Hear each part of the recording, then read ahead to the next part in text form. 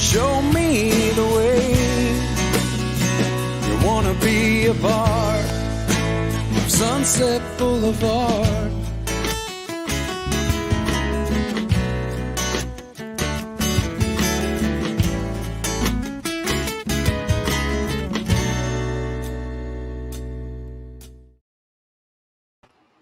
It is Wednesday, September 14th, and you are here with me on, obviously Wednesday night. I've already said that. So we're here for another episode of pACT. We've got 3 more videos from past events that we've held since Stephanie and I have started this program. We've got wonderful, except for my part, wonderful interview with Megan from the Avery Center, because that's when my old microphone was dying out, and now I have new old trusty here, so I can sound really cool, I guess. All right, sorry, that was dumb. But the microphone was going out on that part, so I beg for your forgiveness because you can't hear some of my questions, but Megan played it off just fantastic. Then we've got 2 more interviews. We've got Jess from the Lucas Project, and we've got my friend Bart, just one of the greatest guys I've ever met in my life, and a really, really good friend of mine. I love everything about what all of them do. So the first one that we're going to watch is about the Avery Center. If you guys were with me last week, we talked about the Avery Center and what they do. The Avery Center was put together by Megan, and she's going to tell this story, and as Free Our Girls. And that's when we first started our association with Megan, was with Free Our Girls. And so what they're trying to do is they're trying to make sure that people who are in the exploitation, who are being exploited, I guess that's the best way to put it. The ones who are being exploited, they're getting a helping hand. Megan sends out care packages, lets them know that, you know what, there's people out there who are trying hard. Now, let's not get this wrong here, okay, because this is something very, very important. The Avery Center does not deal with the rescuing of people, okay? They deal with people once they're out of trafficking. They help them get jobs, training, so much more. Because, I mean, let's think of it this way. If you were in a position like that for a while, and all of a sudden you were out of that world, and you wanted to go and try to find a job, yet you were afraid when men walked up to you. To be honest, men are the ones who are primarily guilty for the crimes against these kids. That fear has got to be overcome by these kids. And so Megan, who was trafficked herself, she's very open about it. She's very, very strong. She's just a beautiful woman, beautiful, beautiful heart, and so determined.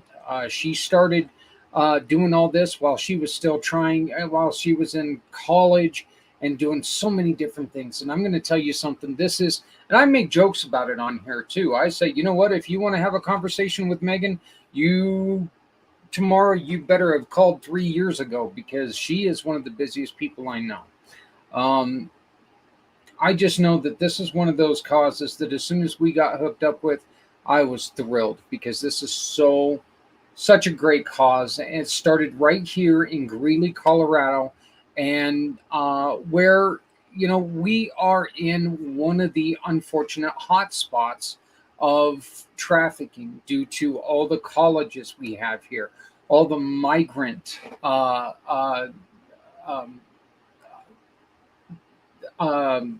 population. Sorry, shiny squirrel just flew over my head.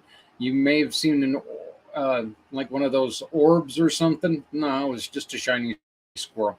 So, but we've got so many people who are coming in who are starved for that family attention to where they're easy to get trapped in.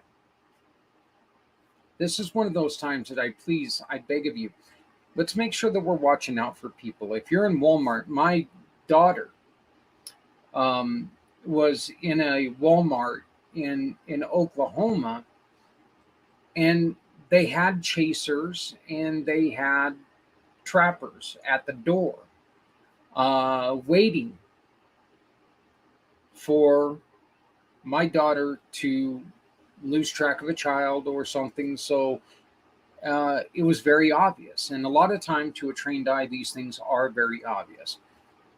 A lot of times they're not. Let's be honest. Not always are they easy to spot, but we need to make sure that we're watching out. If we see a child being harassed, you got to step in, because this could be the difference between life and death for this child. So, but this was an interview I shot with Megan a while back. Once again, I do apologize for the crappy voice recording of one of the participants. His microphone decided that it didn't want to play anymore. But I really hope that you can find the greatness of Megan in this video, because I'm going to tell you, it's resounding.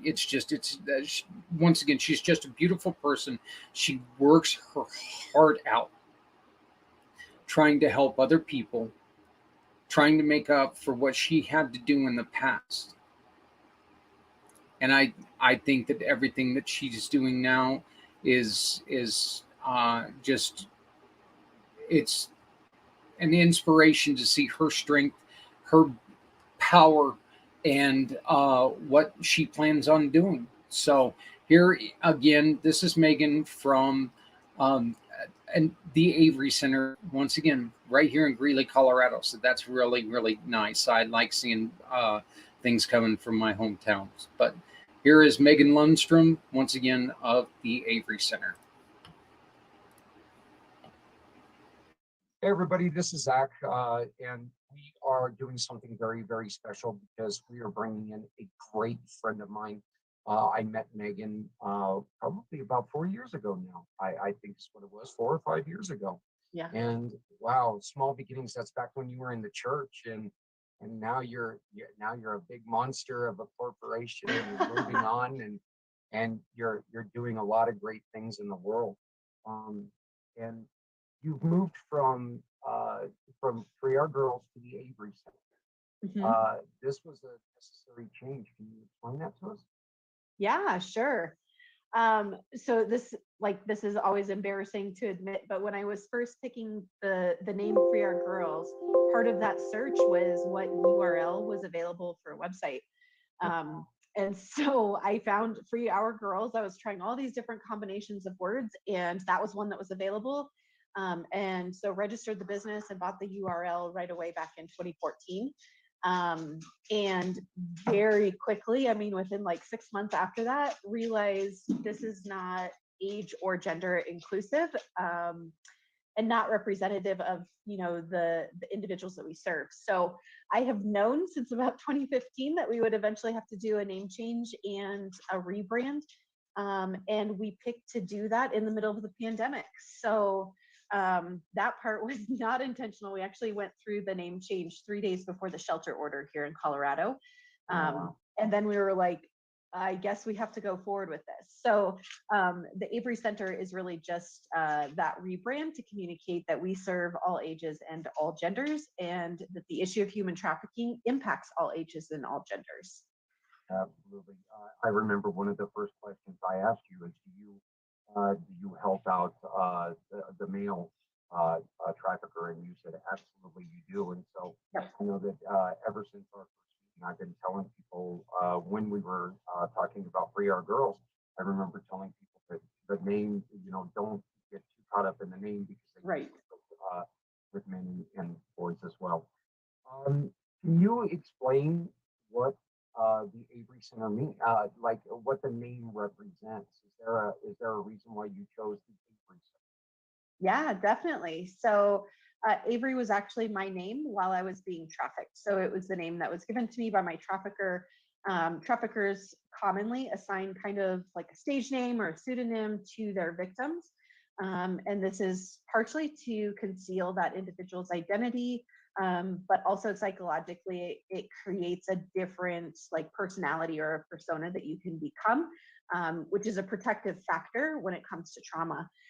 So Avery was my name, and it has really grown to just be symbolic of the journey that survivors go on.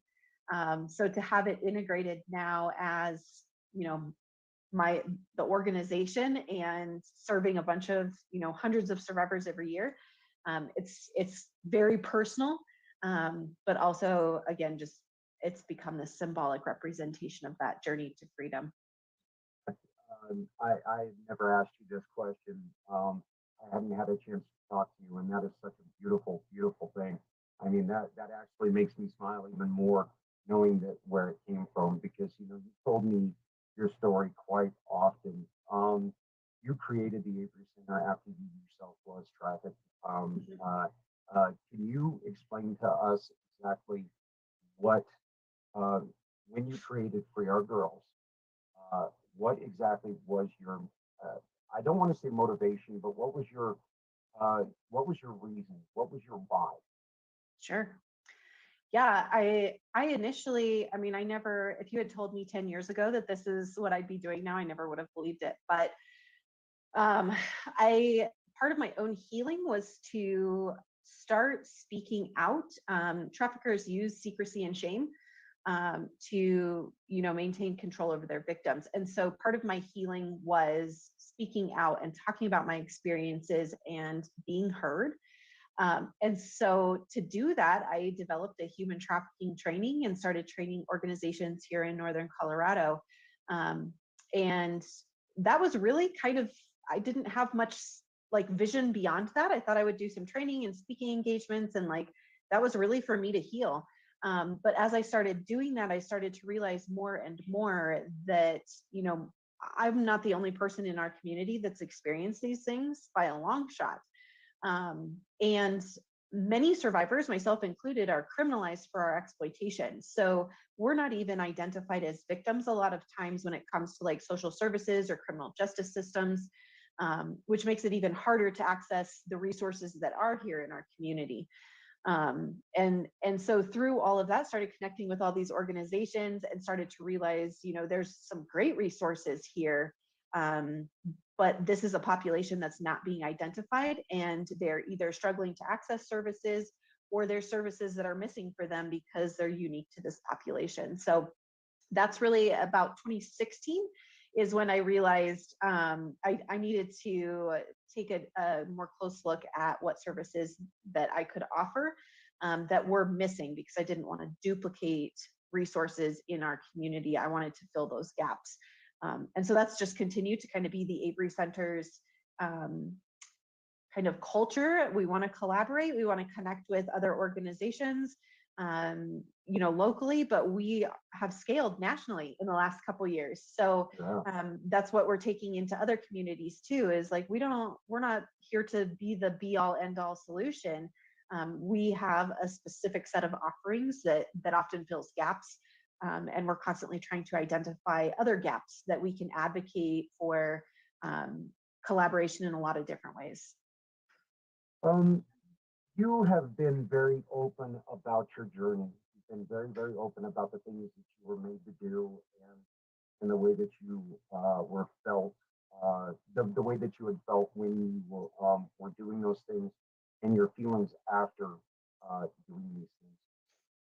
How do you feel that your recovery has come along? Do you feel like you're, I know that I know you're in a much better place, and that's not what I want to get to. You still have the PTSD from some of the past events, because PTSD is one of the things that we spent 22 hours yesterday talking about.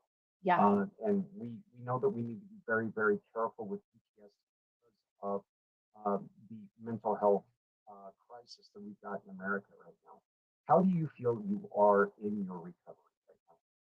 Great question. And I I couldn't agree more. And I think, just before we started recording this, just hearing about what you're talking about this week with other groups in our community, individuals who exit the commercial sex trade experience complex PTSD at the same rates as veterans. It's a horrific place to just live through, and that has lasting lifelong implications. So I cannot speak highly enough for quality mental health services for individuals who experienced trauma, particularly complex ongoing trauma.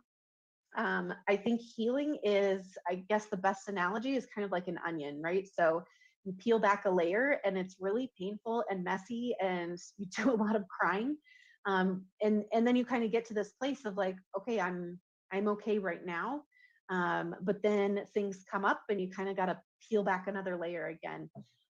So I would say the pandemic, and I know that I'm not alone in this, a lot of survivors in the survivor community have experienced, the pandemic brought up a ton of unprocessed trauma for many of us. So I think therapy is something that we need to really normalize in our conversations. It is a part of healthcare. It's not it's not something that's like optional or like it bumps me out that there's so many stigmas around it, because mental health is so important. And as you said, like, I mean, look around us, our country is in a mental health crisis right now. So yeah, so I definitely, like, I look back on my journey and it's mind-blowing to see how far I've come. And I also know that this is something that I will have to work on the rest of my life. And I'm very dedicated to doing that and supporting others in their journeys too. Can you, and I, once again, I want to congratulate you on a great answer, but can you give us an explanation, a little bit, or a description on what you guys do with the Avery Center? Sure. So in December, we actually went through a restructure of our organization because we grew so fast. We actually got 2 federal grants in the middle of the pandemic, which is part of why we scaled nationally this last year. So we have 3 main departments. We have our services department, which you can see on the screen right now. So we have a job training program, a financial wellness curriculum, which is the only one in the world right now for survivors. We have our care package program. We have peer support groups, and then support individual therapy as well. And then we have a research arm. And our research arm does all of the talking and meeting with survivors and asking survivors, what do you need? What's helpful? Where are the gaps? What have been your experiences?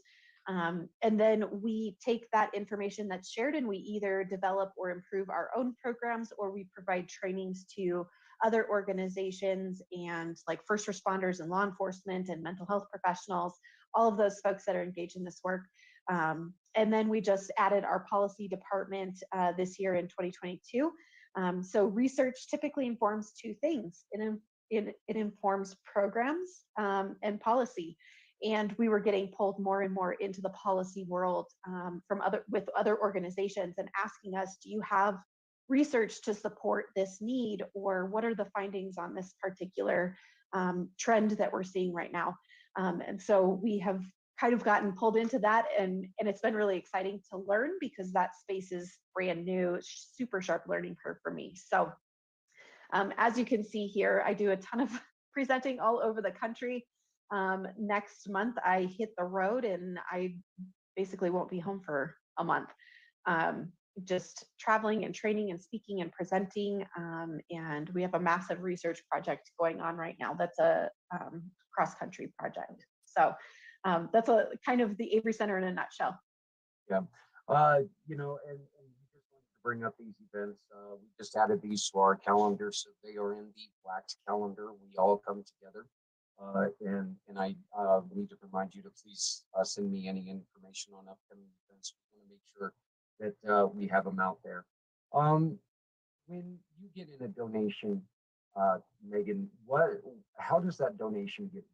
There are a lot of people who get very, very curious whenever they give a donation, like, oh, wait a minute, are we funding are we funding a big name superstar, or are we buying a Super Bowl ad? What are we doing with this money?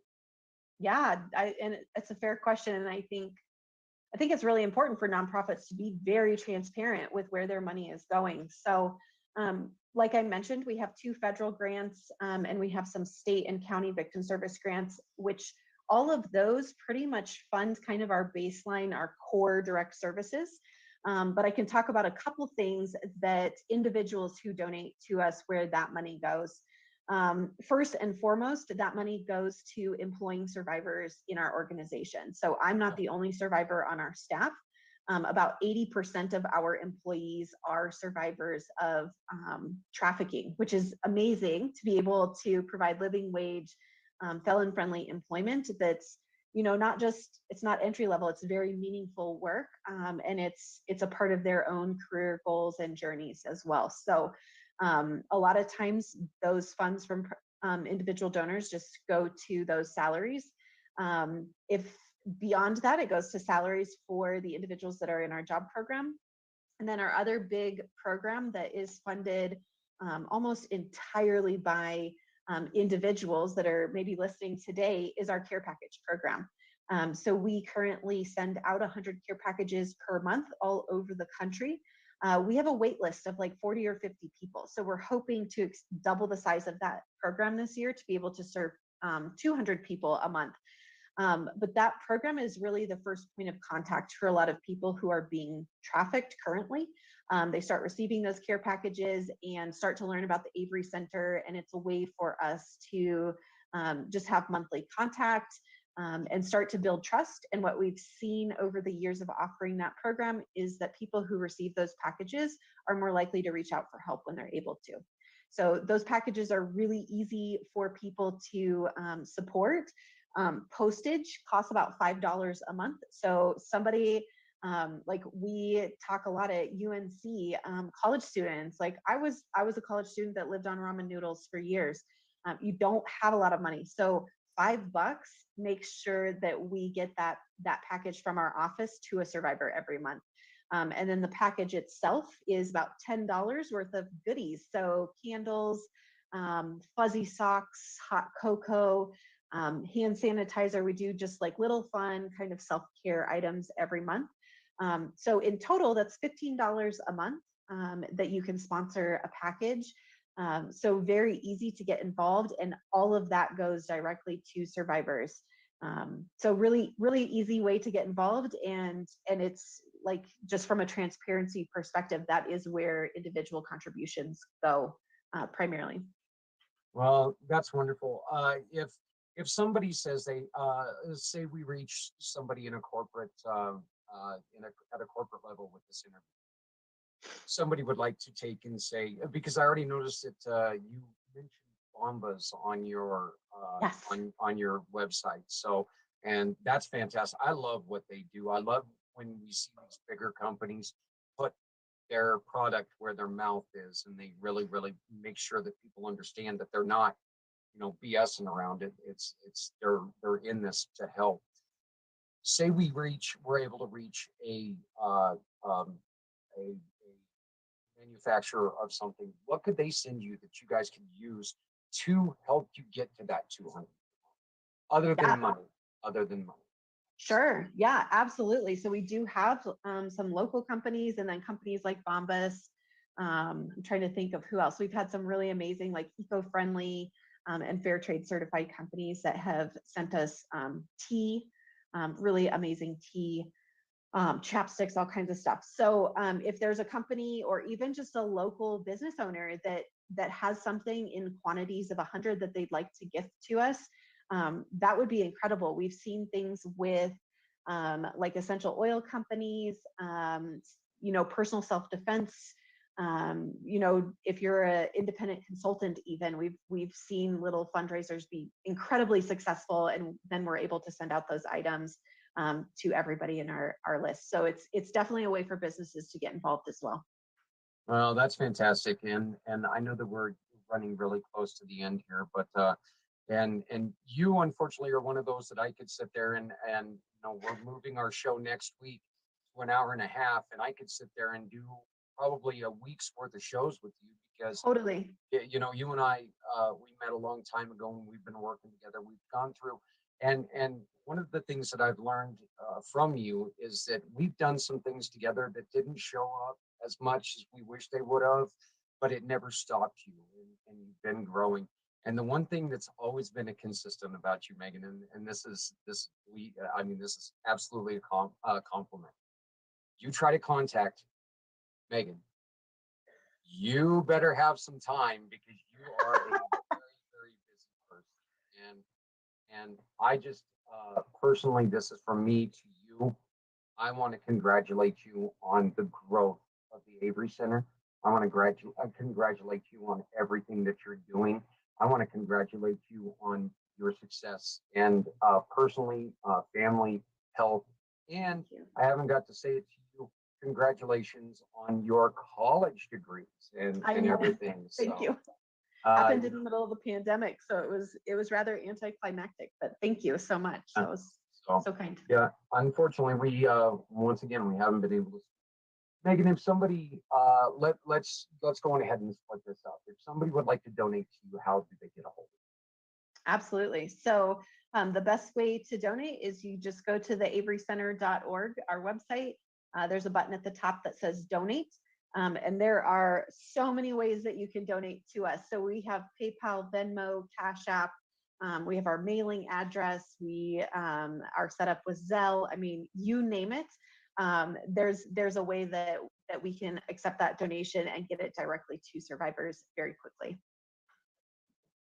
We know somebody who is in trouble. How did they get a hold of you? Absolutely. So same thing. So the averycenter.org website, you can go to services. There's a contact form for folks to fill out. We also have a sister website that's an additional resource for individuals who are maybe currently or have experienced exploitation in their past. And it's askavery.how. And that's, we're currently in the process of building that out. So here in the next month, there's going to be a ton of content on there, but that website is exclusively geared to really detailed information for survivors to just have language about their experiences, understand a little bit more about services that we offer and what that journey to freedom can look like as they start their own journey. One of the things that you guys do, and I've sat through a couple of them because I've found them very educational and very, very useful. You guys have online and even call-in educational conferences every once in a while. You have a great team working with you and people who really step up and try to educate people. Where can we keep up on all of those conference calls and everything else that this education? There's so much information out there that's going to surprise you about the tactics that these criminals use to trap our kids. How do we make sure that we're being part of those? Sure. So a couple of different ways. On our website, averycenter.org, down at the bottom, there's a way you just enter your email address and you can sign up for our monthly e-newsletter.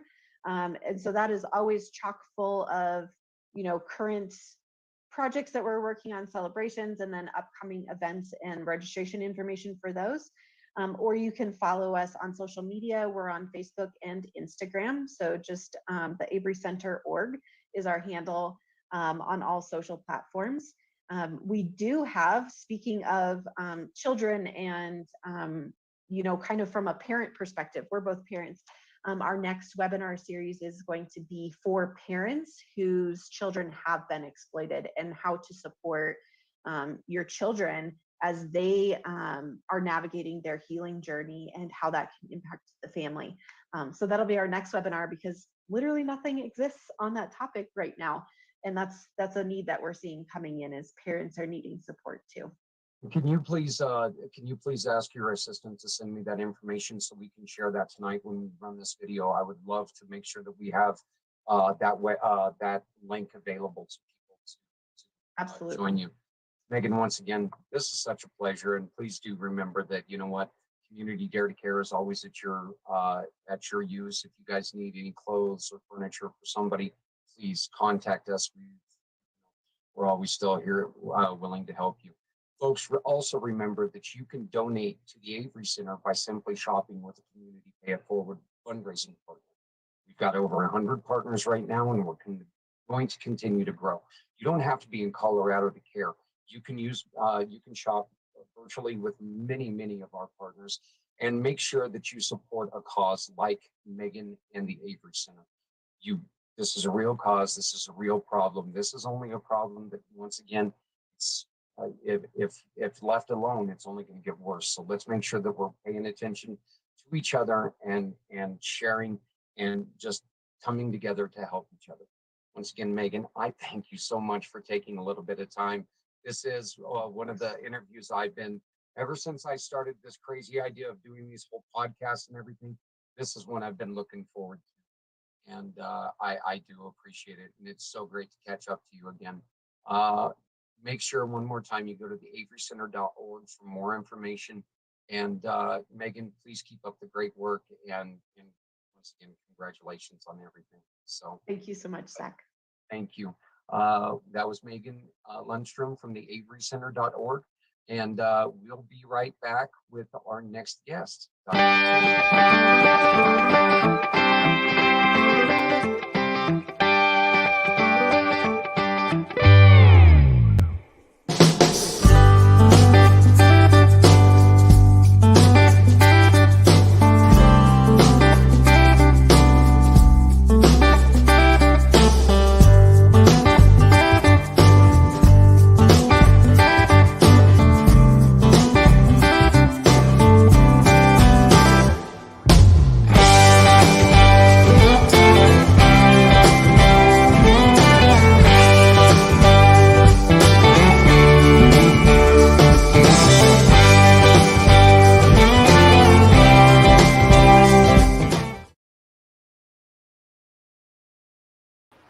I sure as hope you guys weren't like me and decided to go on ahead and turn up your speakers so you could hear the fat guy asking the questions, and then all of a sudden the commercial comes on and your poor little speakers on your old computer decide to go, what? And now I'm even more deaf than I was prior.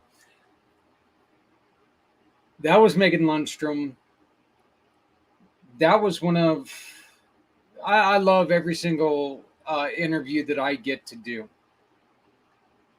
Everybody that I do has something very, very special to say.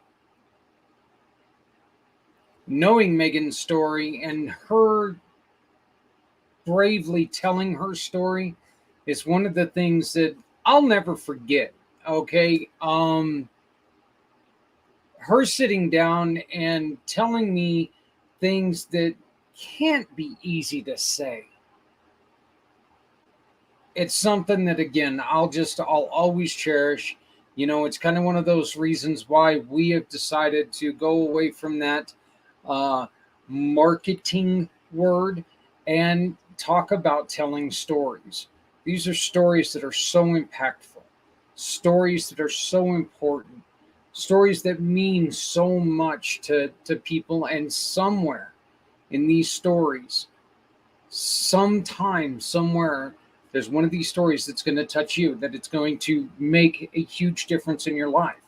Everybody has a story that when they tell that story, it's going to make a change in your life. So I always tell people, and this comes from being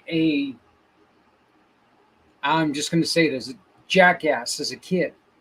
And my grandfather told me a story. And I listened to him because I had to do a school report. And I treated listening to my grandfather like I was doing a story for a school report. I still remember a lot of the words that he said, but I never soaked in that whole story. My grandfather died quite a while back. I can never, ever, ever hear that story again. So that's just something that I would really like to make sure that every kid, every adult out there, listen to the stories. Really listen to the stories. People you might think have nothing to do with anything that you like could surprisingly be just like you in a lot of ways. You can potentially learn something that, again, can change your life. So I don't know why my computer just went cuddling, but it did. Welcome to my noisy world today.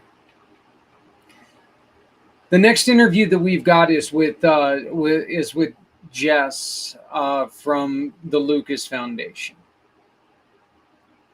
We played on Friday an interview from Nancy's house, which deals with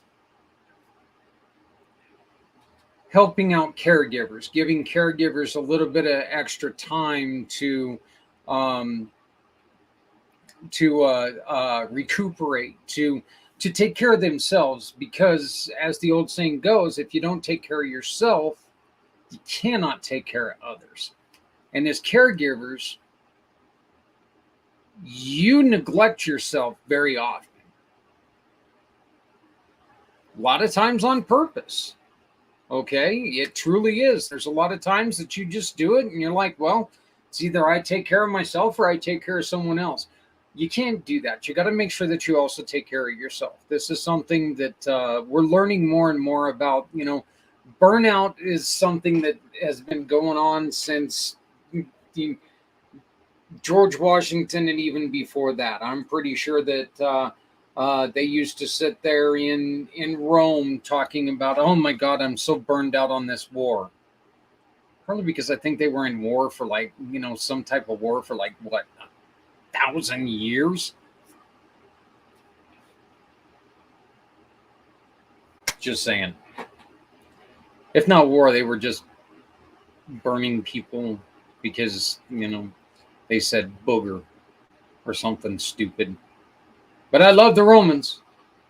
I love the culture. I don't really love the Romans. But anyway, but what Jess's story is again, this is all kind of leading up to a crescendo here in the end, because we are going to be talking to Ruvi, and Ruvi has a program to help de-stress, help companies de-stress their employees. And I think it's something that's extremely needed by every company out there. Every company out there could really, really, really use somebody to come in and say, you know what, we need to take some of this off of you, and we know how to do it. So, but as a caregiver, Jess has one of the hardest jobs in the world, and a lot of times people say, well, how's it a hard job? It's her son. You're right. It's her son. We should all love our kids. Jess loves her kids. She has, I believe, 8 children. And it's Lucas that the other kids, once in a while, they get, they have to bear the brunt of it. And she flat out says they do a wonderful job with it. They understand that Lucas needs the extra help. But you know as well as I do, if you're stuck focusing on one thing day after day, hour after hour, day out, minute after minute, you get a little bit burned out, no matter if it's what it is. And then imagine this, not only with that, but then you're also going to have that guilt about, oh my God, why am I feeling this about my son? That's why what she's doing with the Lucas Project is so important. Helping out people who have that high-end advisor role in caregivers. So once again, I want to bring this interview to you. This was an interview that we did in our second month of doing this wonderful, wonderful program Never mind, this was our third month. With the Goddess of the Grape. And if you have yourself one of them, their nonprofit things that you would like to raise some money for, get a hold of the Goddess of the Grape and tell her, you know what, Community Pay It Forward said you can help me. And she's going to go, that guy needs to shut up. I don't know if she's going to say that, but I would. I most certainly would. Go to Stephanie's link tree, and as soon as you go to her link tree, it's going to give you everything that you need. It's going to give you her website, going to get you how to immediately reach out to her. Going to give you her email, everything that you need. So please reach out to the Goddess of the Grape. If you need more help, you can reach out to me on my link tree, which is right there. Go to linktree.com, Zach Clayton, because that's my name. Go to these, and it's got everything that you need when it comes to Community Pay It Forward. So once again, I'm proud to bring you this video. This one is, this was month 3. We are kind of skipping over month 6 right now because somebody had some health issues, and I'm not going to say Zach's name, but somebody had some health issues, and he had to make things difficult for Stephanie and everyone else. So, but please listen again to this story. It's another wonderful story about a wonderful, wonderful lady who, you know, as much as she doesn't want to seem like she's complaining, she's talking about some very, very difficult things when it comes to caregivers. And as now a caregiver myself, you know, there's a lot of times when you just want to sit there and go, something similar, I guess. But anyway, once again, this is Jess, Ronne with the Lucas Project.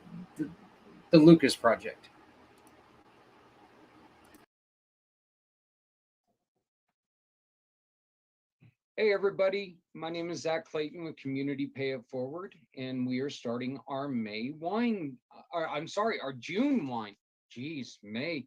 I'm behind a month, as you can tell, Jess. It's months just kind of run right into each other, and especially when you're doing this and you're having as much fun as we are. But we're being joined by Jess, Ronne from the Lucas Project. How are you doing today? I'm good. Thanks for having me. You're very, very welcome, and let's hope that we can do you guys some good. Can you give us an idea on what the Lucas Foundation is all about, please? Yeah, I started it in 2017 after my husband landed in ER numerous times with panic attacks that resembled heart attacks. We lived in rural Tennessee.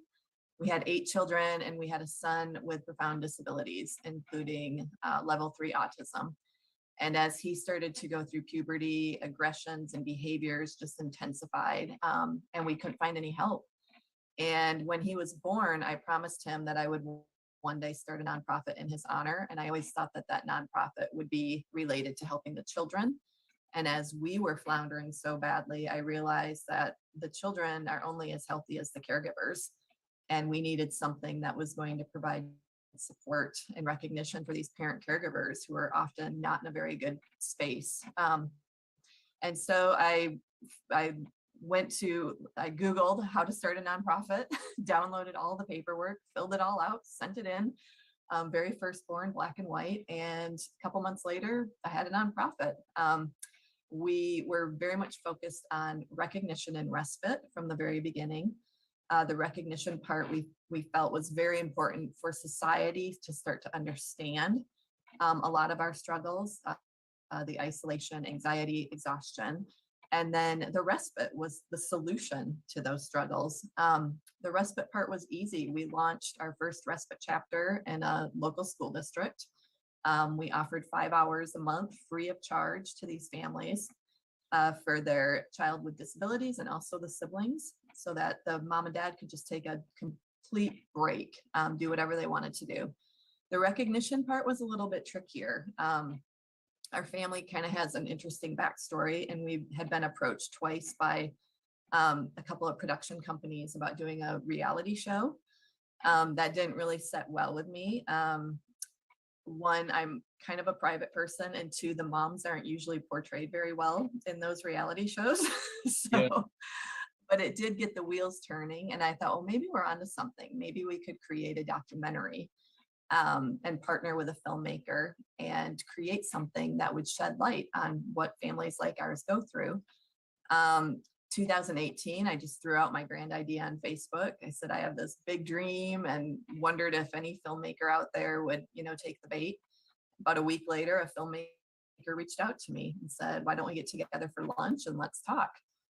4 years later, we just launched Unseen, How We're Failing Parent Caregivers and Why It Matters.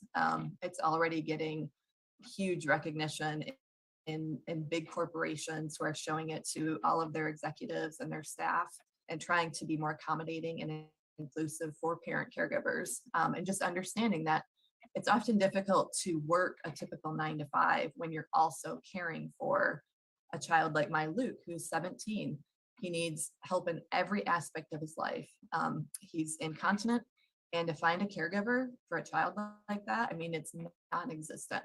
You cannot find people to help with these kids. So therefore, usually, mom or dad quits work and they stay home to care for their child till the day he or they die. And we're just trying to change that narrative a little bit, and also bring that narrative to the forefront so that we can start to have these conversations about how we can better accommodate and serve parent caregivers.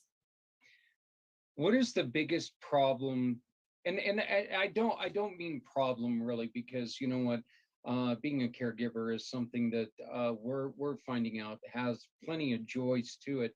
But what is one of the bigger things that when somebody comes to you, they say, "Oh my God, can you just help me relieve this?" What's the biggest thing that people ask you for assistance doing in that aspect? I think initially it's respite. They just need a break. Yeah. And nobody wants to give them a break because, they have that scary kid who people are a little intimidated by. They're not real sure how to step into that space and help. And I'll often say, it's not even you have to step into that space and offer respite, like just offer a meal. Say to this family, lasagna or tacos, because when you're a special needs family, your to-do list never ever ends. For example, last week I posted my to-do list on Facebook. I had 21 things. 11 of those things had to do with Lucas, and the other 11, 10 had to do with my personal life and my other children. When you have a child with disabilities, the therapy appointments, the mounds of paperwork, like everything related to raising a child like that is so much more intensified than a typical child. And then I would say, as these kids reach 18, as a society, we need more long-term assisted living facilities, fewer waiting lists, because as these parents age, we can't continue to do this. We need some options. And where I live now, there are no options. We will have to create something if we want that for him.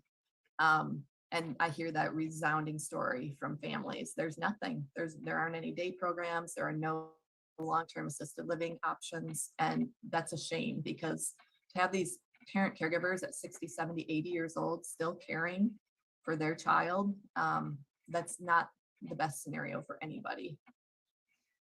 My parents just recently retired as caregivers for adults with disabilities, and my mom is 68 years old, and she was just basically, she was forced to retire. It was not her choice, because the way it is that even though it was not her own children, it was still somebody that she has grown to love. She had one client with her for over 27 years. And we understand exactly what you're talking about, how, there's really nothing. It's hard to trust somebody with something like that. What would be like in your dream scenario, what would be something that somebody could do to help a caregiver outside of what you guys offer? What would be something that would be I mean, you would just look at it and go, oh, thank God, finally. It can be something so small. I think what I say to families who want to help, or individuals who want to help all the time, is think about your gifts. You know, we've had people bring us meals. We've had people show up and give our kids haircuts in the comfort of our home, because when you have a child with autism, that's kind of a big deal. We've had people offer to show up and weed our flower beds. It doesn't necessarily have to be like taking care of that child. Just something that says to this family, I see you. I understand that your life is probably much more difficult than a typical person's life, because of all of the things that you have going on. And I just want to enter into your space and help you in some way. But I'll also say, as caregivers, we're really hard at accepting help. So I think be very specific, like lasagna or tacos. I'm bringing it Wednesday. Pick one. You know, Yeah. Weed your flower beds or mow your lawn. Which one? Pick it. Because most of the time we'll just be like, we're fine, but we're not. We're not. We are absolutely exhausted.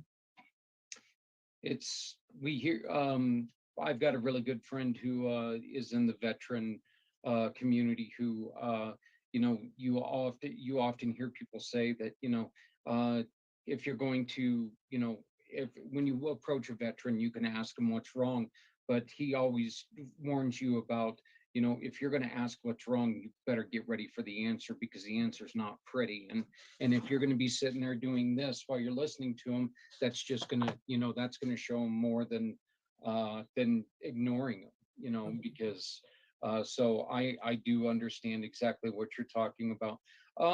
What's one example of what you can do to help somebody? What's one example of what the Lucas Project does to help somebody? Well, we have a nomination form on our website, and you can nominate a caregiver to receive a care package.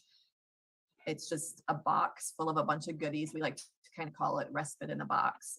Lots of spot items, gift cards, books, just, you know, something that says we see the hard and holy work that you do day in and day out. We acknowledge what you're doing. Well done. Keep going. And that's really simple. We just ask for a minimum $5 donation just to help cover shipping for those boxes. And anybody can nominate a caregiver that they're aware of, right in their neighborhood or in their church or school or wherever. And we will send a box out to them. What about if there's a company out there that say, and we use this for the Avery Center as well. What if we have somebody who has like fuzzy socks that they want to put in there, because you know how comfortable a nice new pair of fuzzy socks can be? How can they, what other than that, what else can they do to help you that has less to do with money and more to do with caring? We'll take it. If there's a company out there, if Starbucks wants to donate a bunch of gift cards, we do have companies, we have individuals who ship us huge quantities of things to put in those care packages. So we'll take whatever. If you have something that fits within those parameters of kind of self-care and indulgence and just, you know, take a little break for yourself, we're all about it. So send it our way. So, you know, just this is a suggestion out there, you know, maybe if you guys could go and out here, if you're listening to this, maybe picking up an extra set of movie passes or something like that, because that's something that could really help people out. You know, we say it often and we really mean it. Money runs the world. We know money runs the world, but there's so much other things out there that can really help. So, you know, this is one of those perfect opportunities that you can take and purchase something that's going to mean even more than money. This is one of those projects that you're dealing with somebody's inner health, and so yeah, money's nice, but it's not as important as breathing, relaxing. Do you guys help maybe teach a little bit of yoga or anything like meditation? I guess not yoga. I don't know. Maybe you could teach yoga, but do you guys have like classes for meditation or anything like that to really kind of help? Because I know the breathing aspect is something that can really help lower pressure? Mhm. I do. I take yoga, well, a YouTube class every day and also breathing. But again, it goes back to that respite component. I can't leave the house, Yeah. my son, because nobody will watch him. So with even the movie tickets, that sounds great. But then to find a caregiver who will stay with their child, that's an extra layer that most people don't even have to think about. So I think that it sounds nice, but as a parent caregiver, it's really difficult to find that care where we can even go to a yoga class or go to the movies, because there are so few options out there. Support systems, how can people get a hold of you to maybe get an idea on how else to maybe, is there anyone for them to call and say, you know what, I would like to give Jess a night out, I would like to be able to try to watch her son, but I would need to know how to do it? Is there training out there for such a thing? Not that I'm aware of. And honestly, my husband and I talk about this a lot, and I'll just use the church as the model that we've talked about. You have these small groups in churches all over the country. I think if the small group model could start to adopt a special needs family within the community, build that repertoire, build that trust with the family, get to know their child. Maybe they're bringing them a meal once a week. And as they're building that trust, then a month or 2 or 3 down the road, they can say to that family, hey, we feel comfortable as a small group. We'd like to watch your child for a few hours so you and your husband can have a date or take a nap or whatever that looks like. But we do need to build those connections of trust first. I think in churches that works really well, or even different community options. I'm not entirely sure what that would look like, but I do know churches have that small group model already in place. And if they could make it almost a service model where that small group gets together and serves this one particular family, I think that could work really well. This is just kind of remembering back to my childhood, and I'm getting quite older, so it's harder for me to remember back to my childhood. We're all getting older. Yeah, so but there was stuff like uh, church camps and like a nightly church camp. I remember, and for some reason I can't remember what I had for dinner last night, but I remember every Wednesday night we would go to, I think it was, I can't remember what it's called, but we would go to a church, and yeah, there was a little bit of a church aspect to it, but there was a lot of like activities and arts and stuff like that. Would that be something that if maybe somebody could work on, would that for children with needs, would that be something that would interest a lot of parents? If it were long enough, I would say it often, especially with autism, to break the routine, because they're very routine oriented typically. To get Luke to break his routine to go to something like that, that's only an hour or two, it's almost more work than it's worth. But if we're talking a good 4 or 5 hour chunk of time to actually give the parents some breathing room, then I think it's a really good option. I've also said, vacation Bible schools, they offer these programs for younger kids. It would be amazing if churches would start to offer these programs for older kids and adults as well. Just as a breather again for the parents, 3, 4, 5 hours would be huge, just for mental health. And again, to be able to go to that yoga class or, that movie that we want to see. Okay, let's get back to your documentary real quick. And how do people find your documentary? Caregiverdoc.com. Caregiverdoc.com. Mhm. Okay, and how do people get a hold of you to nominate a family? The lucasproject.org. We have everything that we have going on our website. Okay, and then can you tell us, obviously money aside, what are some of the other things for your care packages that maybe people could donate to you for these care packages? We have an Amazon wish list that I've linked up in a lot of our social media feeds at the Lucas Project. spa items. We've had jewelry, homemade earrings, teas, coffees, coffee cups, books related to caregiving, just about anything, washcloths, towels, anything that kind of brings a sense of calm and peace. We're happy to consider. Jess, I would like to congratulate you on starting something wonderful. We love to tell people that usually nonprofits begin from somewhere that it's got a little bit of a pain point. Obviously, yours started from a place of love, but there's still that pain point there. I would personally like to congratulate you on everything that you're doing and the work that you're doing, and I wish you the greatest of success. This month, throughout the month of June, you can support the Lucas Project and you can support everything that they're doing by scanning the QR codes that are above, and they're going to be on our Facebook page as always. And if you have any more questions, you can always go to the Facebook project, or you can go to, it's the official Lucas Project on Facebook, correct? Yep, the official Lucas Project, but our website is just thelucasproject.org. Okay, so, but you can go to there and ask any questions of Jess, or you can ask us, and then when we bring them back in about the middle of the month, we can ask those questions then. Jess, how one more time, how do they get a hold of you? Email, is that what you're after? However you want people to get a hold of you. Well, my website, my personal website is jessplusthemes.com.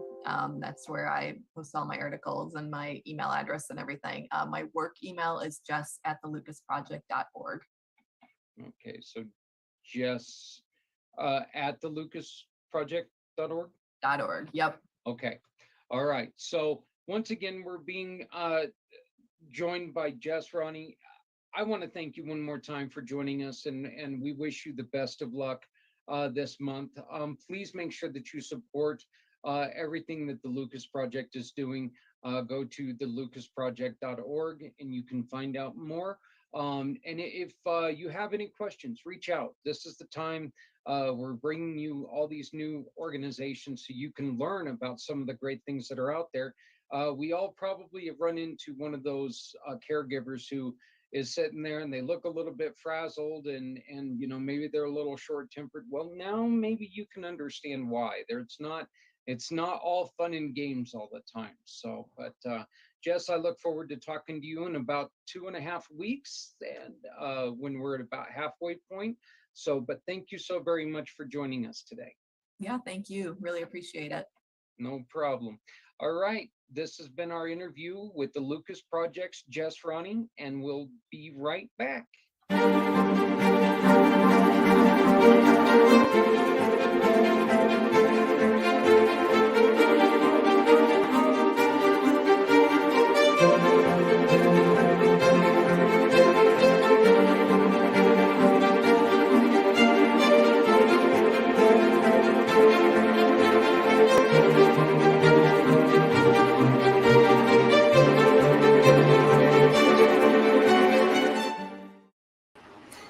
As I'd mentioned before, you can really feel it in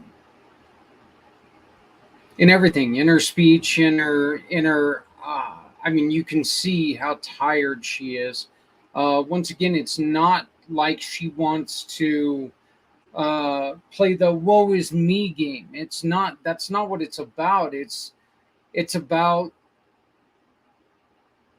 wanting to give people in a situation that she understands, give them a little bit of credit, give them a little bit of impactful recognition. I guess is a great way to put it. And that's just kind of one of those things that I think that we need to do more as a community, more as a human entity.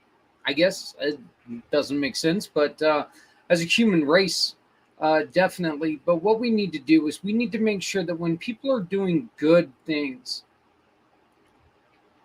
you got to remember that those good things come along with difficult ramifications. you know, you got the old saying, nothing in life comes easy. Nothing good in life comes without pain.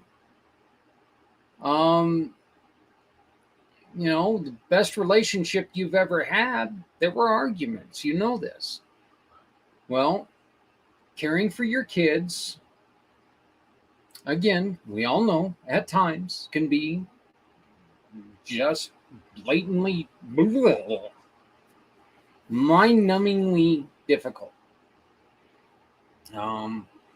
Some of us have had kids. Some of us as kids, I guess is what I was trying to say there. Some of us as kids really took pride in seeing how far we could drive someone crazy. But you know, it's really kind of one of those things. Hey, before I go any further, I need to make a request from everyone out there. Whether you pray, whether you wish thoughts, whether you, no matter what you do, we've got a young man here in northern Colorado who was born a super preemie, little Grayson. He is back in the ER tonight, and after being home for less than 2 weeks, he's going to be heading back to the children's hospital, it looks like. I need everybody to please come together and either put your hands together, do whatever you do, meditate, just send best wishes, however you can pass on feelings. Please pass on feelings to this family, because this is a very special family to a lot of people. She's been on this show before, and she took in a young man who was a shaken baby and who has extreme. Ronnie was just talking. Jess was just talking about it. And, you know, extreme disabilities. And this wasn't one of those situations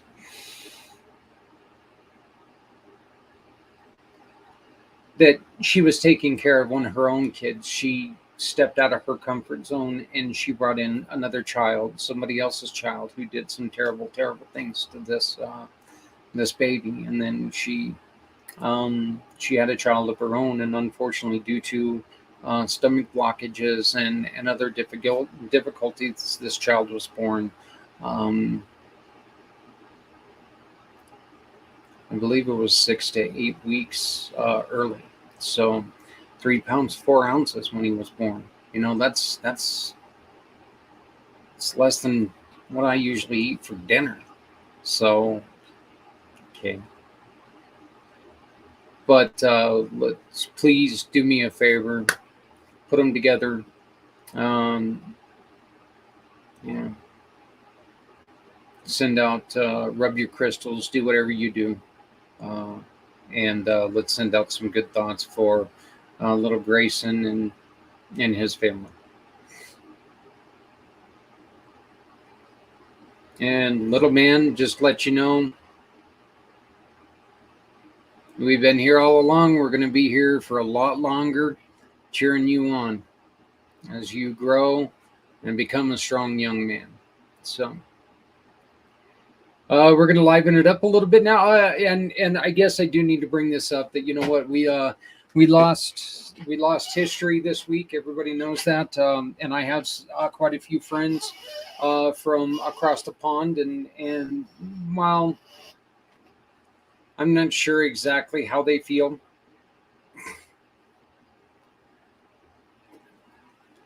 how would I know? You know, I mean, if I know that she was in everybody's life for quite a while, but we want to send our thoughts and condolences to those who are dealing with the loss of the Queen. You know, 70 plus years in on the crown, which sounds just beyond weird to us, but you know what? Not everybody has to believe in our way of life either. So, but to all of my friends that are across the seas or from that area, or even you Americans who, you know, idolized or respected the lady. I mean, look, you can't put in 70 years in a job and expect not to tick some people off, but to be able to do that, you know, let's be honest here, kings, queens, they've been overthrown before.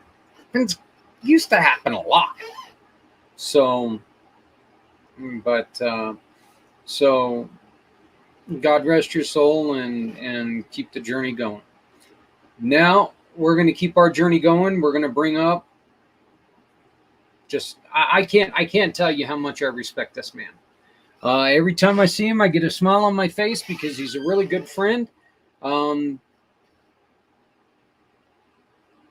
He's done some great things for me. He's done some great things for Community Pay It Forward, and he's done some great things for the veterans in the community. We do have a heavy emphasis on mental health right now, and the program that he is running flat out shows respect,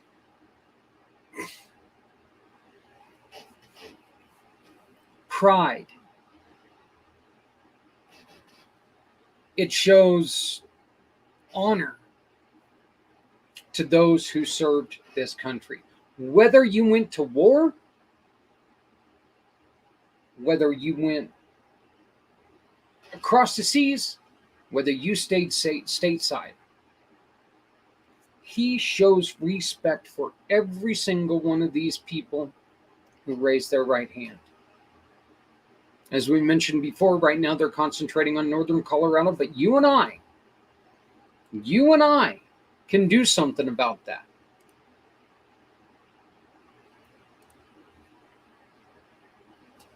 We use this little form right here. You download that to your phone. No, let me try this again in English. You download it to your phone. Anytime that you make any purchase through any Community Pay It Forward partner, that'll go to this man and his organization, Veterans Honoring Veterans.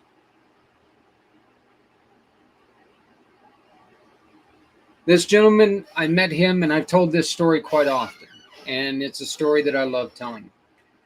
We were brought together by my great friends and partners at Colorado Promotional Supply.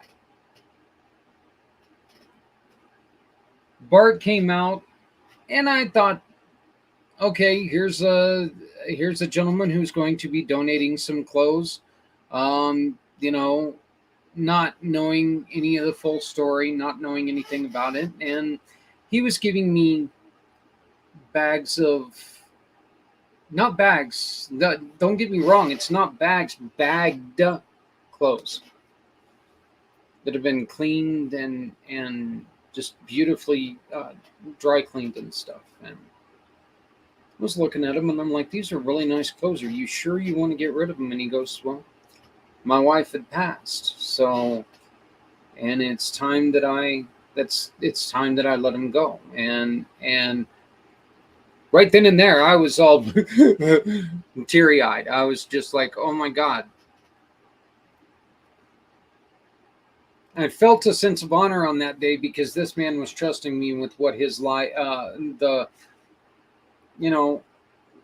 with his wife, with belongings of his wife, and he was coming to us because of what we do with it. So then we started talking, and he introduced me to Veterans Honoring Veterans.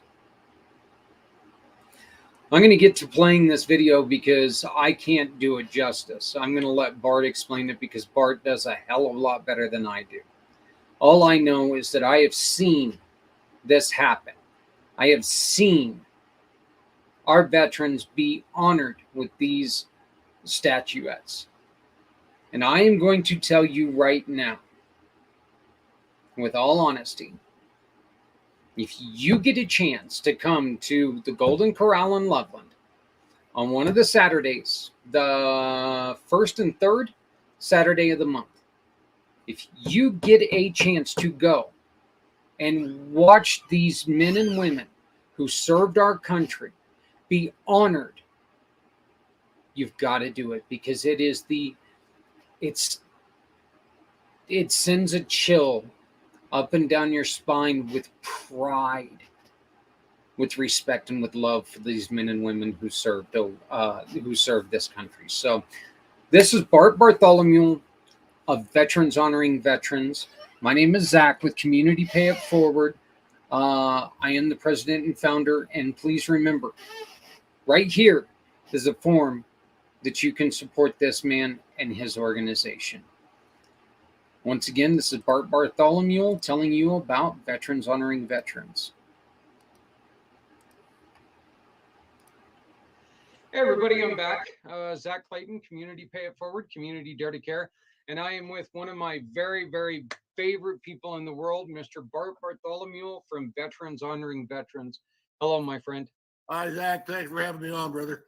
Hey, you know what? I would have you on every week just because I enjoyed talking to you. You and I, we met over a year ago, and every time we get a chance to talk, it's just something that brightens my day. I know that we got to share in a wonderful experience this last weekend over Memorial Day, and that was really pleasurable. Now getting to do this and getting to raise some money for Veterans Honoring Veterans, it's one of my favorite parts of my job. So good. Bart, for people who have never been able to meet you before, can you please tell us exactly what Veterans Honoring Veterans does? You bet. Be glad to, Zach. Thank you. Everybody, what this is just my appreciation and our board for our veterans in our community for what they have given to our country, to our state, to our town. 2018, I was at a ship's reunion, and during the Saturday night banquet, one of our sailors that was on the ship with me got up to the podium, and he called a name of another sailor to come up the podium, and he gave him a nice little statue. I'm going to step away for just a second. I'll keep talking if you can hear me. I'm going to get a statue, kind of show you what we're talking about. Anyway, this is one of 5 statues that we present to our veterans. This one happens to be a Marine Corps statue, and they're just get it focused here, and they're just a little about a 12, 14-inch resin statue made here in Loveland, Colorado by a veteran. So it's a U.S. Colorado veteran-made statue, and we have one for the Army, Navy, Air Force, Marines, and then we also have a small one for the ladies, and it's kind of in a khaki kind of a uniform, and the lady is saluting. And if they like that, they can have one of those. If they want the eagle with the talons on the flag, they can get that. But anyway, when he showed me that presentation, I asked him after the banquet what it was all about, and if he had a franchise or something like that. And he said, nope. He said, just something I do back home for my veterans. So I came back to Colorado and met with several people in the veteran community and started up a nonprofit called Veterans Honoring Veterans Incorporated. And we kicked off in August of 2018. And since that date, the last count I had, like 460 statues that have been presented to veterans locally. And just to step a little farther, every statue that we present at our breakfast club at the Golden Corral in Loveland, that statue is presented to that veteran at absolutely no cost. Therefore, saying no cost, we do things like what Zach's doing with Community Pay It Forward. We ask for donations from our community and out wherever you are, and give us a little support so we can keep doing this. But we also will and have offered to sell a statue if there's someone outside of our community that can't come to breakfast. If you have a relative that's in the service or was in the service, you can contact us. we will hook you up directly with the statue maker, and they can take your request, and you can send one or give one to your family member. So and it's no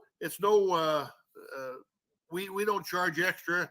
We charge you the same price that we're paying for them. So just know that you just have to pay for postage if something was shipped. But here again, they're a $60 statue. So when you figure 60 times 450, there's a couple dollars involved in it.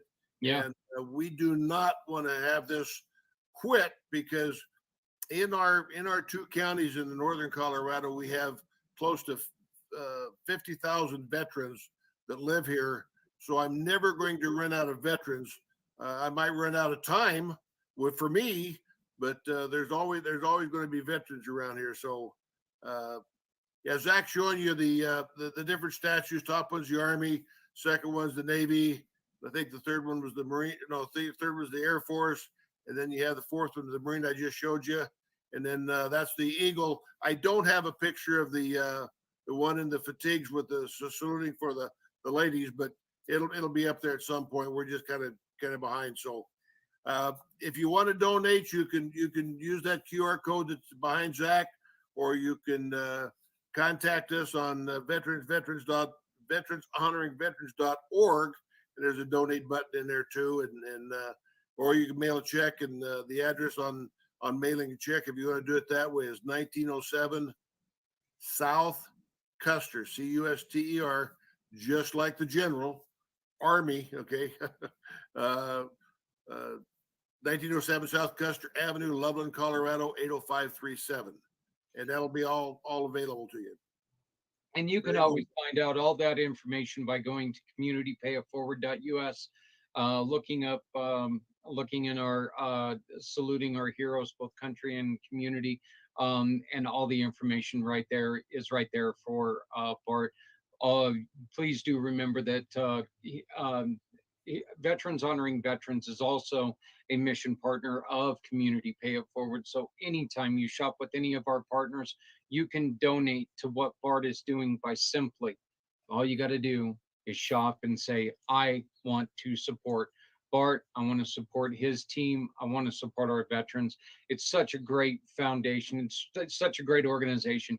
And I implore you, if you're in Northern Colorado tomorrow, if you're in the Loveland area, please make a trip on up to Golden Corral, just outside of Loveland on Highway 34, for the presentation that happens at about 8:30. Correct, Bart? Well, actually about 9 o'clock, a little after we have 9 o'clock, and it doesn't last very long, but you know what? It's such a wonderful presentation, and you're doing a lot of good, Bart, because what you're doing is you're really showing these men and women that you have, that people, they're not forgotten. And it's something that a lot of times I think is really lost, that some of these individuals have been out of service for quite a while, and just for them to know and to remember that they're not forgotten, I think is very important. Yep. Well, that's the thing, when a veteran joins the service, for the most part, most of them go a long ways from home, and a lot of times they stay a long time away from home, and then when they get home and they're done with it, they're forgotten.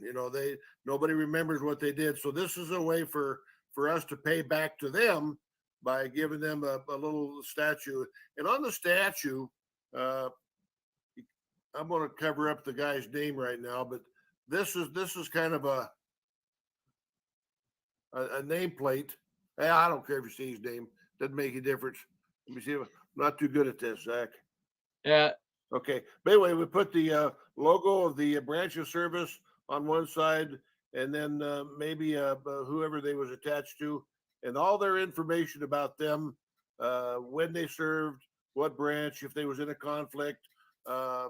This particular Marine was a guard at a couple embassies during his tour in the Marine Corps, which is something that we have all over the world, and we've heard stories about our embassies being overtaken and stuff. So that's another a job where they're in harm's way at any given moment. So they're all heroes. That's the point. And they need a pat on the back. And this is something we can do besides the pat on the back and the thank you. We can give them a remembrance of a little statue. One of the greatest things about veterans honoring veterans, Bart, is simply you don't have to be in conflict era. Nope. You celebrate anybody who's Yep. wore the uniform, which I think is such a wonderful thing. We do it. We say anybody that raised their right hand, and that right hand means that they signed a blank check, no matter if we was in time of conflict.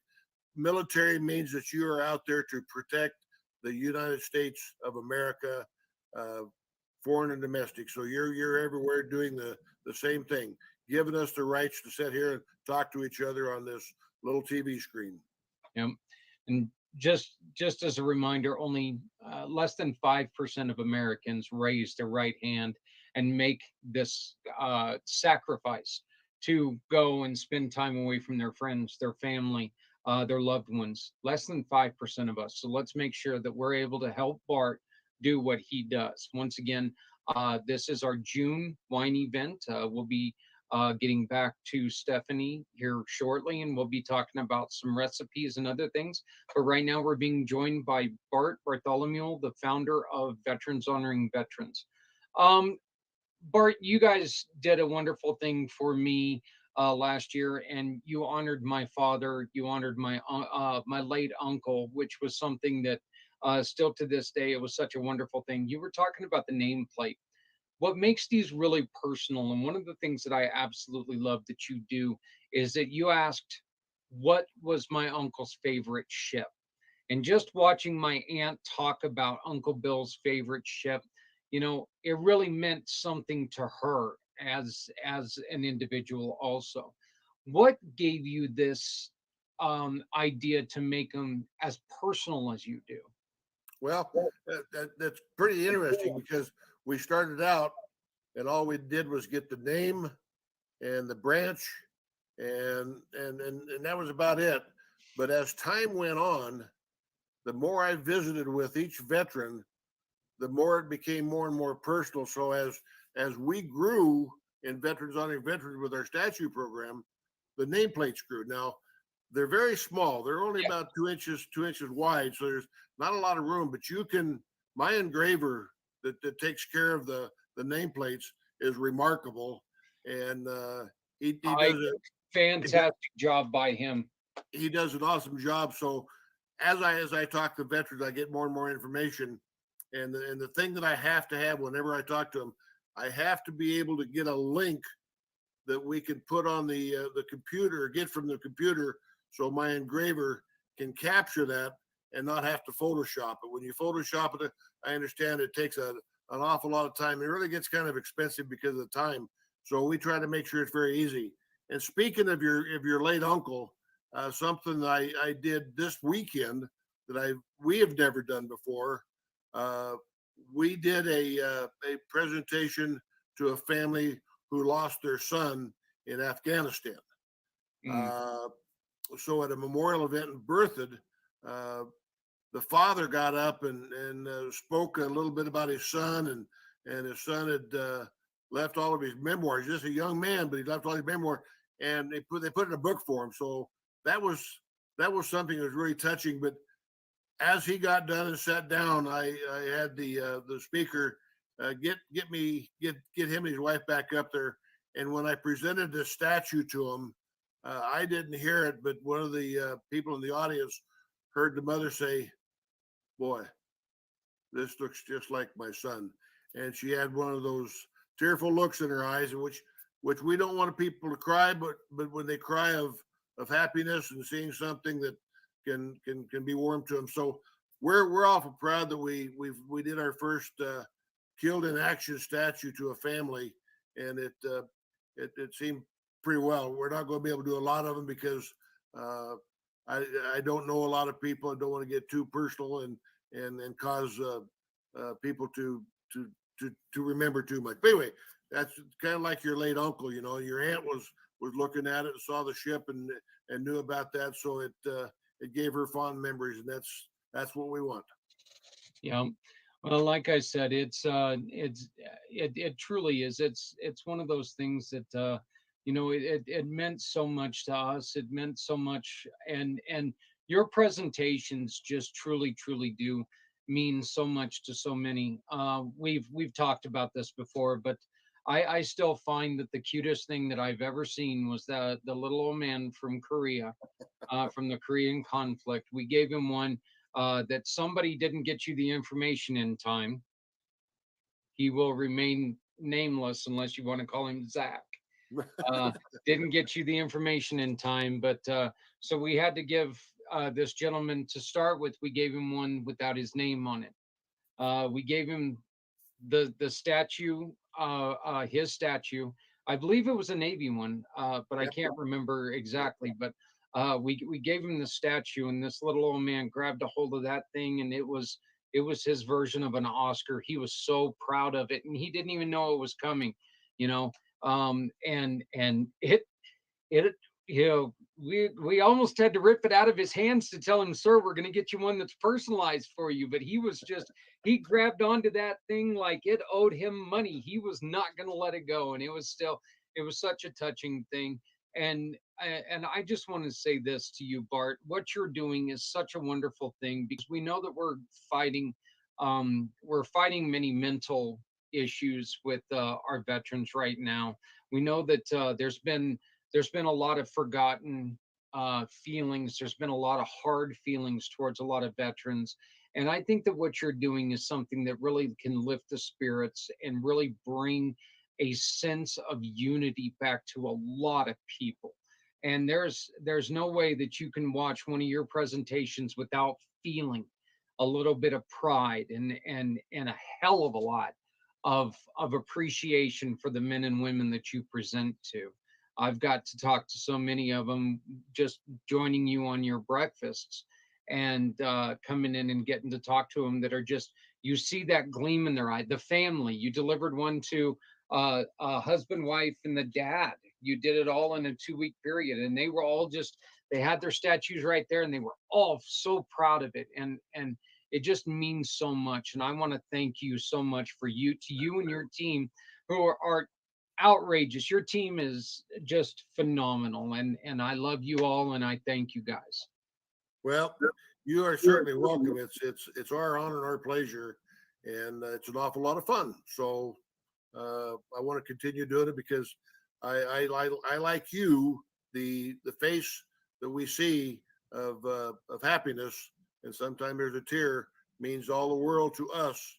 And we know I get people continuously seeing me at breakfast and saying thank you, and where they have it displayed, and what a conversation piece when somebody sees it. So that's what it's all about. Yep. And I know I get to see my father's every time I go over to the house. It's right there, and it's something that, I'll never forget that day, as long as I live. It's just one of those things that, I got to honor my father, and because he's not out, because he wasn't in he was in Berlin, the ending part of Vietnam, and because he wasn't in a foreign war area, there's a lot of times that they don't get honored. But you guys take that away, and you make it to where every veteran gets to do what they should do, and they get to be honored because they were part of a solution. As unpopular as wars are, a lot of times they still gave of themselves, and we need to honor them. Well, and what you're doing to help us get those statues made by supporting us with your community pay it forward and all your partners means an awful lot to us, because here again, we've got the veterans, and we just need a little bit of support from the community to help us get a few dollars to keep doing that. And so what you're doing with this promotion with Simone is just awesome to me, and I'm going to share it with as many people as I can. In fact, I told you before we got started, I'm not really a big wine drinker, but every once in a while, if somebody stops by, it's nice to be able to offer a nice glass of a nice wine. So I'm looking forward to getting my order. Yeah, yeah, and I'd like to say I'm not a big wine drinker either, but you look behind me right now, and there's 3 bottles here, and this isn't even the one that I've got chilling for the presentation when we record the part with Stephanie and myself. So there's still one more that's in the fridge, and so kind of makes me look at it and go, well, I can't really tell people I'm not a big wine drinker when I got 3 bottles right here. So, but these are all wonderful wines that we get to do this. Where do they come from? These are all a Napa Valley wine. Every single one of them. They've actually got winning winemakers from some of the bigger Madavi wines, I believe, is one of them. I mean, some of the bigger vineyards.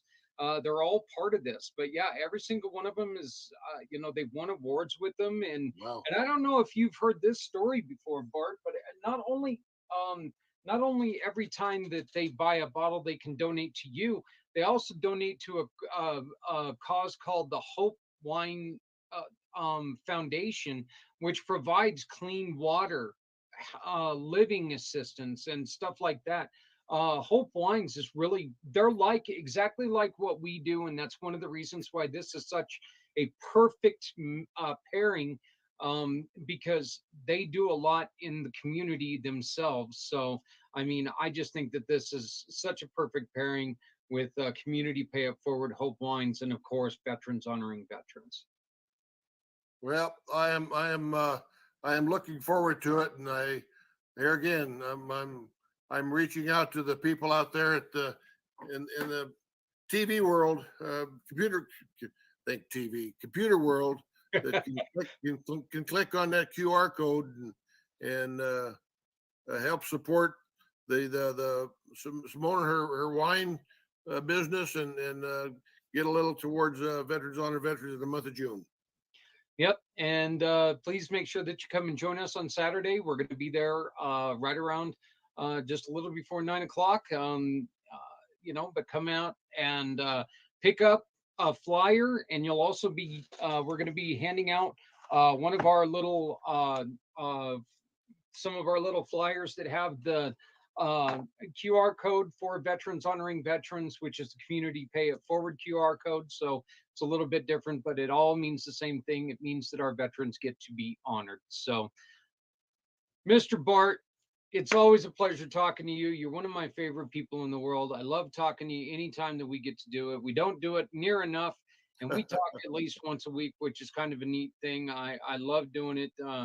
I consider you one of my very best friends, and this is an honor for me to get to be able to do this for you. So please keep up the great work that you do. Tell all your board that I'm sending my love to you guys, and please out there, help us support these 2 great causes we have today. And all we're asking you to do, let's get together, let's have some wine, let's have a glass for a great cause. So raise a glass for a great cause. So but thank you, Bart, and we'll talk to you. Well, I'll talk to you on Saturday, but then we'll have you back on here in about 2.5 weeks. All right, Zach. Thanks for what you're doing, brother. No problem. Okay, everybody, just 1 minute and we'll be back. And when we come back, we're going to be with Stephanie. We're going to learn some recipes and some pairings. So all right, have fun. Thanks, Zach.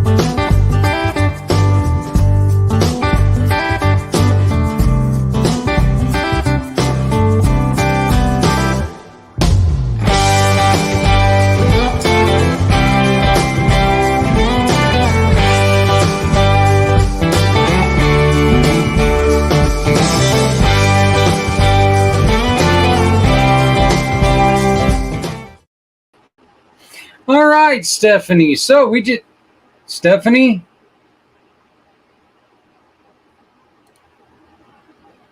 Stephanie's not here. But you can always get a hold of Stephanie using her link tree, which is right below linktree.com or linktree.ee/Steph Samos. Our goddess of the grapes, wonderful, wonderful person. As I always say, just more bubbly than her sparkling wine. I think I'm going to have to use that one. That's pretty funny. So, all right. It is for me because it's a terrible dad joke, and well, I'm a terrible dad joke teller,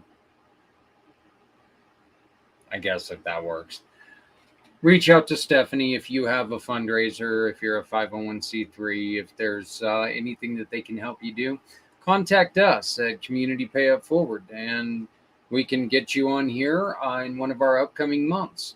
We are proud to announce that one of our wonderful recipients of next month, October, is going to be Healing Warriors.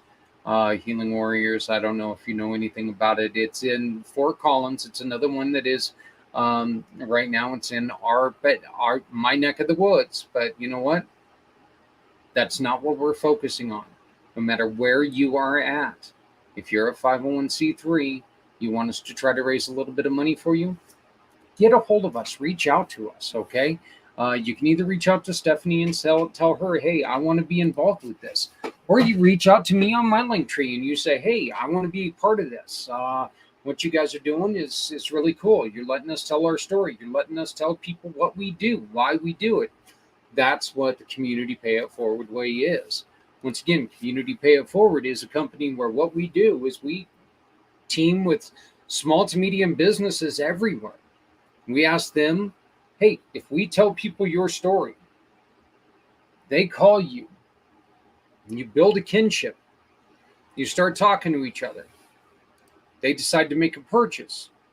Would you give us a referral award? They say, sure, we'll give you a referral award. Well, when that happens, we take that referral award and we give 80% of it, 80% of it, to the cause that your new client loves, your new client appreciates, your new client wants to support. It's that simple. Shop, click, and pick. That's what it is. You shop with one of our partners. You click a picture of the proof of purchase. I created the company. I don't have to know about it, right? Then you pick the cause that you want to choose for. You tell us who you love. We're not going to tell you who to love because it is up to you. As sometimes happens in the big boy world of TV, we have cut ourselves very short, and we are not going to be able to bring you Ruvi tonight. I am deeply apologetic for this, but I'm going to tell you something. We want you to join us on Friday, right here on the pACT channels, and we will bring you Ruvi, okay? You need to hear what she's going to talk about. She sends out these questionnaires. It's 87 questions long.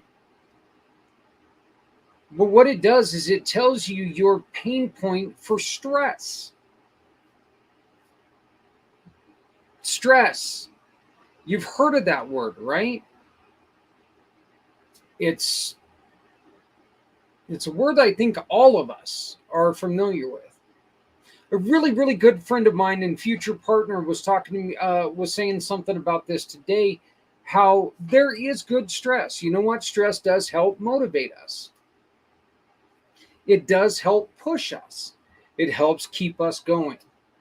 It does. There's good stress. There's really good stress. Then there's really, really bad stress. Okay? There's stress in almost everything that you do, you know, and you can choose to put that stress on yourself and how much you put on yourself and this and that and this and that. Yes. You don't have to overcomplicate things. What Ruvi does is she's going to take and she's going to help you. And I'm just going to put this out here. She is a global workplace wellness,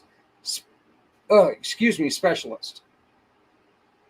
She's also a certified, I got to wait for it. I guess I could read it right there. She's also a certified executive wellness coach and a certified stress master coach. What all does that mean? What that means is they're going to take a look at your test, your whatever you want to call it, your the quiz that they send you. And they're going to see, does stress lead to anger issues for you? Does stress lead to depression? Does stress lead to illness? Does stress lead to tendencies of taking your own life? Stress is like everything else in this world. Everything else in this world. You are going to handle it different than I do. Even people who are similar in the ways to handling it the way I do, handle it different than I do. None of us deal with things the same way. There's not a single one of us that deals with everything the exact same way. There's not, and being a guy that, as Shane and I, as we learned last week with Superman Shane Hicks from Reboot VA, people who have head injuries, you add stress onto them, and I'm going to tell you something. That's just it. Look, stress is not good for anybody, but stress with other injuries, head injuries, even leg injuries, it doesn't matter. You add that on to other injuries, you're going to have a lack of healing. You're going to have a lack of productivity. You're going to have increased depression. You're going to have just a general, well, why do I give a damn? Once stress takes over your life, it does make it very, very difficult to come back from this. Okay.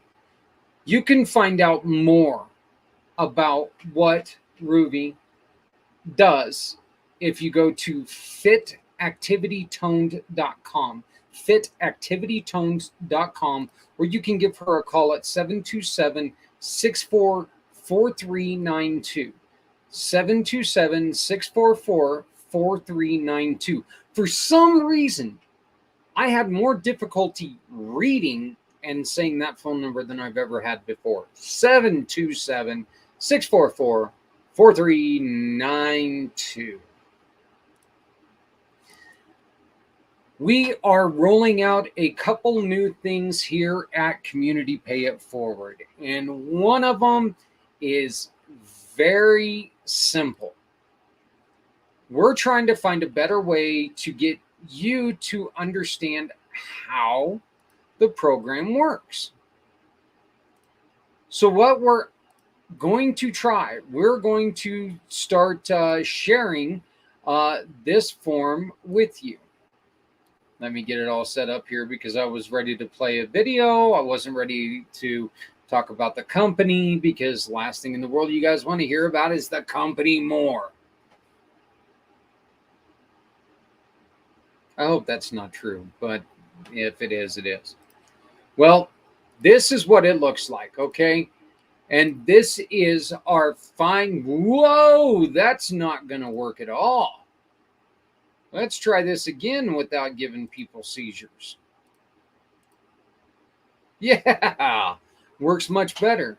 It's called Find the Right Verified Partner. And what we're doing is we're sending you this form and you can tell us what your needs are. Do you need a plumber? Do you need a roofer?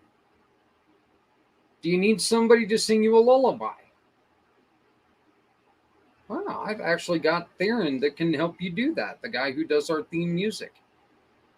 It can cost you a little bit of money, and I'd love to hear. As a matter of fact, I think I'm going to ask Theron to sing me a lullaby. He might hit me for asking, but I think you're safe if you're going to pay him. So, you looking for somebody who can help you find the right health insurance? You looking for somebody who can help you find the right auto insurance? You're looking for a place to eat? We need restaurants from all over the company or all over the country. So please, if you know a restaurant that would be perfect with this, make sure you share with them what we're doing. Once again, they can get a hold of me right there on my link tree.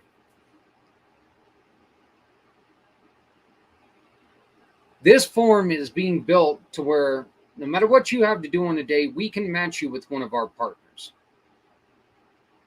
We'll make an email introduction. You can contact each other. You can get the job done, and then the job gets done. Then you'll send us a copy of the proof of purchase, and that proof of purchase becomes a lifeline for people in need. I've said it a million times. I'm going to say it 1,000,001 now. We help people in difficult situations. We help kids trying to raise money for school, church, club activities, find themselves sick or injured, scouts, stuff like that. We're going to help raise money for them. We're going to help animal rescues, animal missions. We're going to help 501c3 charity foundations and fundraising activities. We're also going to help our heroes, both country and community, teachers, firefighters, first responders, policemen, policewomen. Hello, dog. Come on, I knocked my chair over. You little punk. Love my dog. We're also helping. We're also going to be helping people who are doing community improvement projects.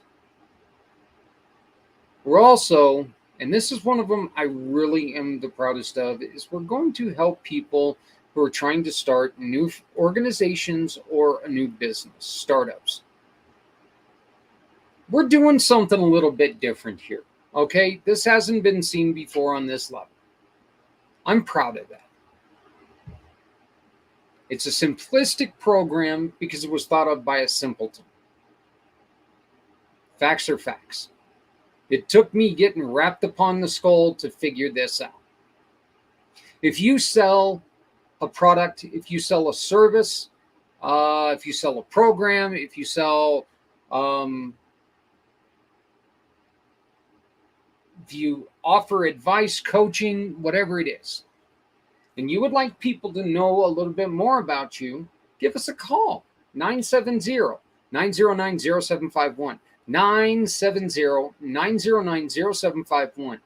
Visit us, www.communitypayitforward.us. www.communitypayitforward.us. See who we've got. No matter where you're at, this is going to become built to where all we're going to ask you to do, I mean, it's very simple. All we want you to do is shop. You shop with them. They will donate in your name. By the way, you can find this form right here, this job form. All you got to do is click on that. Matter of fact, I'm going to even do it here. It's going to be in the comments right now. Right there is the job form. Now it's going to come across to all of the places there.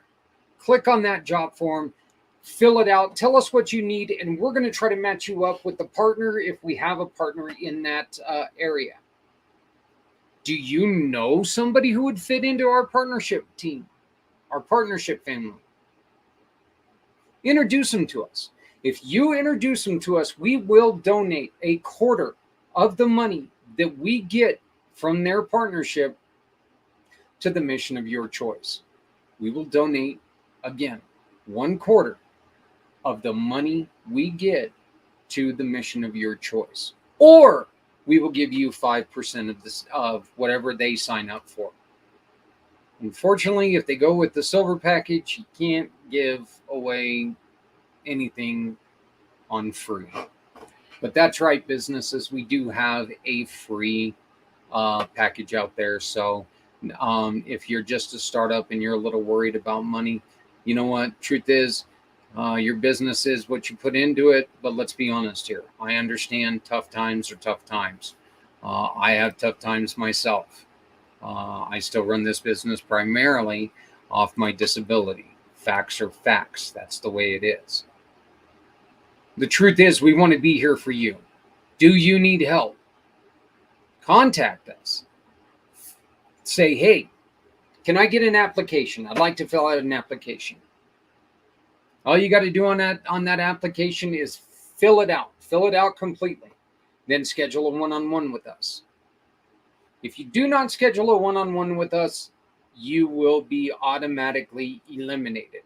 The easiest way to ask people for money and fraudulently get it from them is by not being able to talk to them. Folks, if you ever get somebody who talks to you and says, well, I'm hard of hearing, so I can't talk on the phone. BS. I'm hard of hearing. I'm deaf in my right ear. I'm deaf in my right ear. Yeah, I'm going to ask you to Zoom with me, but by God, there's a way that they can talk to you. If they don't want to do a one-on-one with you, it's most likely a scam. Just the more you know.